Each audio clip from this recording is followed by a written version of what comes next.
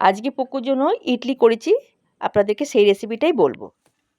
এই ইডলি স্ট্যান্ডটা নিয়ে নিয়েছি, আর চালের গুঁড়ো আমি তো পকুর জন্য করেই রাখি। চালের গুঁড়ো 2 চামচের মতন একটু চালের গুঁড়ো নিলাম। জল দিয়ে একটা ভালো একটা ব্যাটার তৈরি করব। আমরা যখন ইডলি করি তখন তো ডাল দিই, কিন্তু পকুকে তো ডাল দিইনি, শুধু চালের গুঁড়ো দিয়েই আমি পকুকে ইডলিটা করে দিচ্ছি। যেহেতু এটা শুধু চাল, সেহেতু হয়তো অতটা ভালো করে ফুলবে না। তারপরে আমরা তো নিজেরা যখন ঘরে খাই তখন একটু ইনো ঠিনো দিই, তো সেসব তো কিছুই পড়ছে না, শুধু চালের গুঁড়ো দিয়ে পকুকে একটু ইডলি করে দিচ্ছি। ব্যাস, এবার রেডি হয়ে গেল। আমি এটা কুকারে না, আমি এটা কড়াইয়ের উপরে বসিয়ে দেবো। বসিয়ে দিলাম। এবার একটু হালকা করে, পুরো না, হালকা একটু ঢেকে দেব। দেখুন কিছুটা হয়ে এসছে, আর একটুখানি হবে। এই দেখুন হয়ে গেছে, রেডি। এটা দেখুন অতটা তো ফুলে ওঠে না, শুধু তো চালের। এই দেখুন কেমন দেখতে হয়েছে, একটু পাতলা পাতলাই হয়েছে।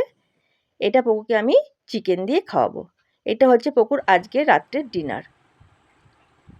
কেমন লাগলো পকুর রাত্রের ডিনারটা অতি অবশ্যই কিন্তু কমেন্ট করতে ভুলবেন না।